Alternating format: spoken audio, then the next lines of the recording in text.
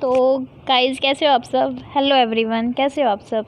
तो गाइज़ आज अहोई अष्टमी की कथा की शुरुआत करते हैं। आज है अहोई अष्टमी। तो सबसे पहले हर शुभ काम में हम गणेश जी की ही पूजा करते हैं, तो इसलिए इस शुभ काम में भी हम गणेश जी की कहानी पहले गाएंगे, उसके बाद अहोई अष्टमी की। तो आइए सुनाते हैं आपको। एक बुढ़िया थी, उसका एक बेटा और बहू थी। वे बहुत गरीब थे। बुढ़िया माई हर रोज गणेश जी की पूजा क्या करती थी। गणेश जी हर रोज बुढ़िया से कहते, बुढ़िया माई कुछ मांग ले। बुढ़िया कहती, मैं क्या मांगू। तो गणेश जी बोले, अपने बेटे से पूछ ले।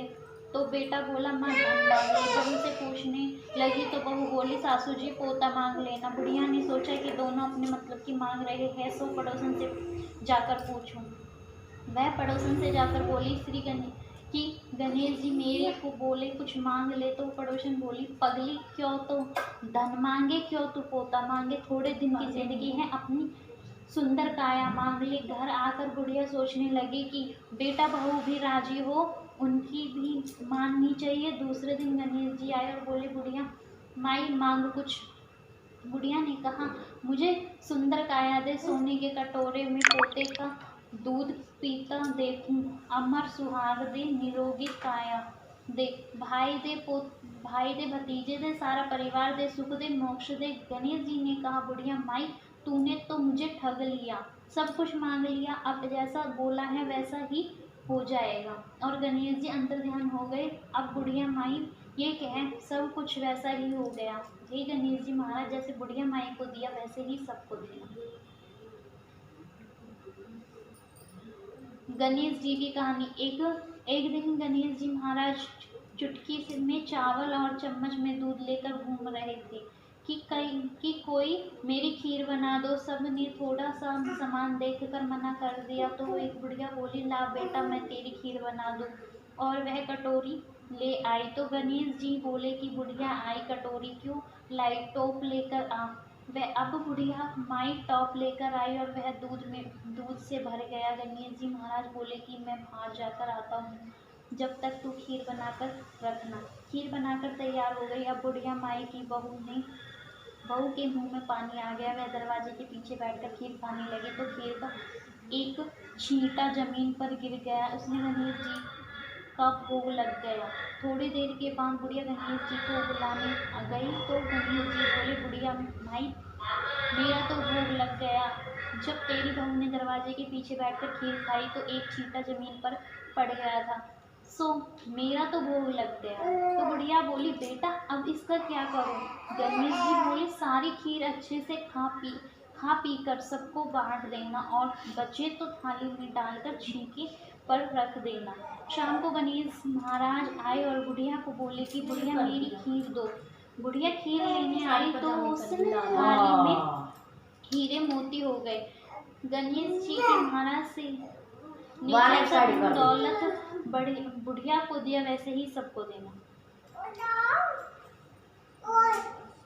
अहोई अष्टमी व्रत के पूजन की विधि। यह व्रत कार्तिक लगनी की अष्टमी को किया जाता है। जिस बार को दिवाली होती है, अहोई आठे उससे ठीक 7 दिन पूर्व उसी वार को पड़ती है। इस व्रत को वे स्त्री ही करती है जिनकी संतान होती है। बच्चों की माँ दिन भर व्रत रखे और सायंकाल दीवार पर अष्टकोष्ठक की अहोई की पुतली रंग भर कर बनाए। उस पुतली के पास सही और सही के बच्चों का चित्र भी बनाए या छपी हुई अहोई अष्टमी का चित्र मंगवा कर दीवार पर लगाए तथा पूजन कर सूर्यास्त के बाद तारे निकलने पर अहोई माता की पूजा करने से पहले पृथ्वी को पवित्र करके चौका पूज कर एक लोटा जल भरकर एक पटले पर कलश की भांति रखकर पूजा करे। अहोई माता का पूजन करके माता एक कहानी सुने। पूजा के लिए माताएं पहले एक चांदी की अहोई बनाए जिसे इसाऊ कहते हैं और इसमें चांदी के 2 दाने जिस प्रकार गले में पहनने के हार से पेंडल लगा दिया, उसी की भांति चांदी की अहोई डलवा दे और डोरे में चांदी के दाने डलवा दे। फिर अहोई की रोली चावल दूध व भात से पूजा करे। जल में भरे एक लोटे पर सातिया बना ले और एक कटोरी में हलवा रोटियां बाइनर निकाल कर रख ले। 7 दाने गेहूं के लेकर कहानी सुनने के बाद अहोई इसाऊ की माला गले में पहन ले। जो बायना निकाल कर रखा था उसे सासू जी के पांव लेकर श्रद्धा पूर्वक उन्हें दे दे। इसके बाद चंद्रमा को अर्घ देकर भोजन करे। दिवाली के बाद किसी शुभ दिन अहोई को गले से उतारकर उसका गुड़ से भोग लगावे और जल के छींटे देकर मस्तक झुकाकर रख दे। जितने बेटे हैं अपनी बात और जितनी बेटों का विवाह हो गया हो उतनी बार चांदी के दो दो दाने अहोई में डालती जावे। ऐसा करने से अहोई माता प्रसन्न हो बच्चे को दीर्घायु करके घर में नित्य मंगल करती रहती है। इस दिन पंडितों को पेठा दान करने से शुभ फल की प्राप्ति होती है।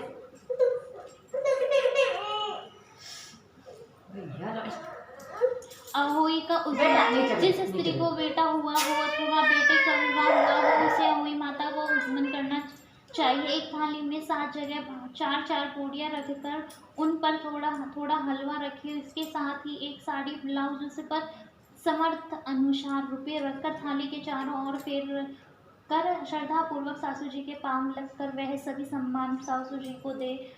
तिया तथा रुपये सासू जी अपने पास रख ले। हलवा पूरी का बायना बांट दे। बहने बेटी के यहाँ भी बायना भोजन दे चाहिए। एक साहूकार था, उसके अहोई माता की कहानी। एक साहूकार था, उसके 7 बेटे और 7 बहुएं थी। दिवाली से पहले कार्तिक बड़ी अष्टमी को 7 बहुएं अपनी इकलौती ननंद के साथ जंगल में जाकर खदान में मिट्टी खोद रही थी। वहां पर साहू की मांग थी।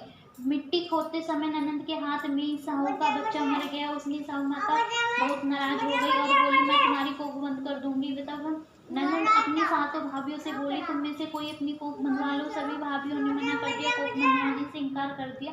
परंतु छोटी भाभी सोचने लगी कि अगर मैंने अपनी कोख नहीं बंधवाई तो सासू जी नाराज होंगी।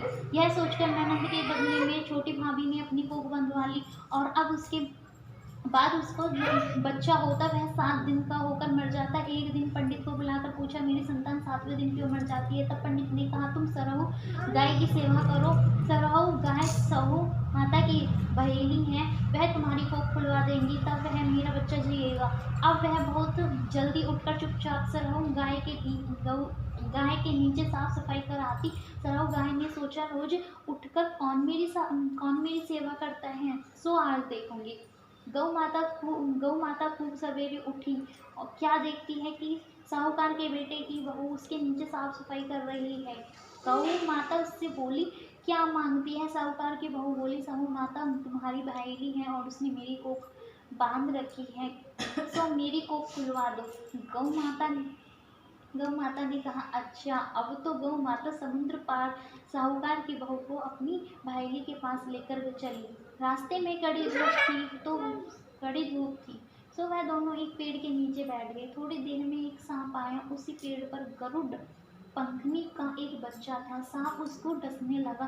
तब साहूकार की बहू ने सांप मारकर डाल के नीचे दबा दिया और बच्चे को बचा दिया। थोड़ी देर में गरुड़ पंखनी आई तो वहाँ खून देखकर साहूकार की बहू को चौंच मारने लगी। तब साहूकार की बहू बोली, मैंने तेरे बच्चे को नहीं मारा, बल्कि सांप ने तेरे बच्चे के करीब आया था, मैंने तो उससे तेरे बच्चे की रक्षा की है। यह सुनकर गरुड़ पंखनी बोली, मांग तो क्या मांगती है? वह बोली, 7 समुद्र पार संग माता रहती है, हमें तू उसके पास पहुंचा दे। तब गरुड़ पंखनी ने दोनों को अपनी पीठ पर बैठाकर साहू माता के पास पहुंचा दिया। साहू माता उनको देखकर बोली, आ बहन, बहुत दिनों में आई है। फिर कहने लगी, बहन मेरे सिर में जू पड़ गई है। तब सुरही ने कहने पर साहूकार के बहू ने उसकी सारी जूई निकाल दी। इस बार साहू माता परेशान होकर बोली, तूने मेरे सिर से बहुत सलाई घेरी है, इसलिए तेरे 7 बेटे और 7 बहू होंगे। वह बोली, मेरे तो एक भी बेटा नहीं, 7 बेटे कहाँ से होंगे? साहू माता बोली, वचन दिया है, वचन से फिरूंगी तो नहीं तो धोबी की कुंडी पर कंकरी होए। तब साहूकार की बहू बोली, मेरी कोख तो तुम्हारे पास बंद पड़ी है, यह साहू माता बोली, तूने मुझे ठग लिया, जा तेरे घर पर तुझे 7 बहुएं मिलेंगी, तू जाकर उद्मन करियो, 7 अहोई बनाकर 7 कढ़ाई करियो। तब वह लौट कर घर आई तो देखा कि 7 बेटे सब बहुएं बैठी हैं और वह खुश हो गई। उसने 7 अहोई बनाई, 7 उद्मन किए और 7 कढ़ाई करी। शाम के समय जेठानियाँ आपस में कहने लगी कि जल्दी जल्दी ढोक पूजा कर लो, उन्हीं कहीं छोटे बच्चों को याद करके ना रोने लगे। थोड़ी देर में उन्होंने अपने बच्चे से कहा, अपनी चाची के घर जाकर देखा ना कि आज वह अभी तक रोई क्यों नहीं। बच्चों ने आकर कहा, चाची तो कुछ मौड़ रही है, खूब उजमन हो रहा है। यह सुनते ही जेठानियाँ दौड़ी भागी आई और आकर कहने लगी, तुमने पोक कैसे खुलवाई? वह बोली, तुमने तो पोक बंधवाई नहीं, तो मैंने पोक बंधवा ली थी।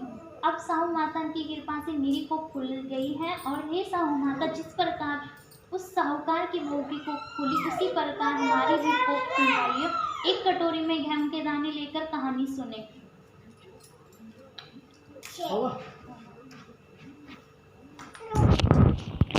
तो गाइज जो फर्स्ट टाइम व्रत रख रहे उनके लिए थी कथा भी, और साथ में ये शाम को पूजा कैसे करते हैं, क्योंकि बहुत से होते हैं जिन्हें नहीं पता होता, तो उनके लिए स्पेशल और जिनकी फर्स्ट होती है। तो गाइज सबसे पहले तो यही होता है कि सात्या बना देते हैं, इस पर भी एक घड़ी रख लेते हैं। और गाइज वैसे तो मेन भोग लगता है जवा का, तो गाइज जवा का भोग लगाते हैं एंड पानी फेर देते हैं, सबको भोग लगा देते हैं, और जो भी आपने खाना बनाया है उनका भी सारे भोग लगता है। तो गाइस जितने भी फोटो मतलब कि जितने भी होते हैं ना, तो उन सबका ही भोग लगाना होता है। और उसके बाद पानी फेर देते हैं, दक्षिणा रखनी होती है, सूट रखना होता है जो अपनी सासू को दिया जाता है। तो गाइस ये थी आज की अहोई अष्टमी की कथा, पूजा विधि हम ऐसे करते हैं, और आप कैसे करते हो आप अपनी शेयर करना, कमेंट करके ज़रूर बताना। तू भी लगाएगा हल्दी को टीका।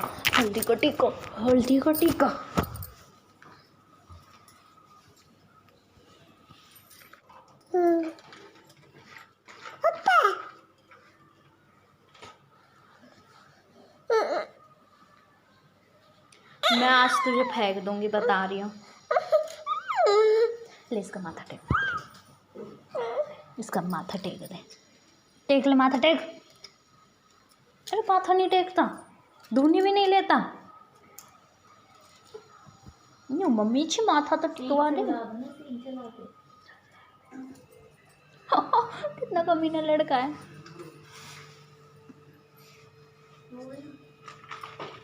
कितना कमीना लड़का, कितना गंदा लड़का। देखो कितना ऐब करता है लड़का, कितने ऐब करता है।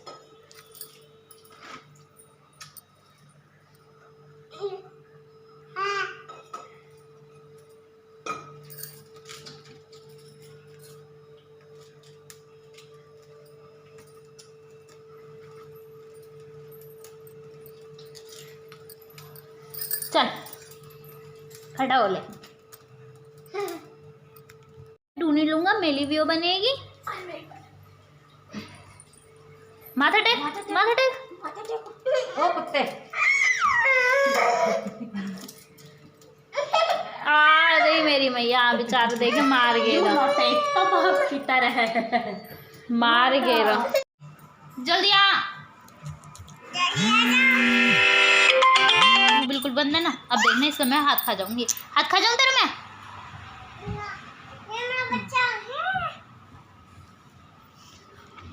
खा जाऊं? ओए तू पागल है क्या? तू पागल है?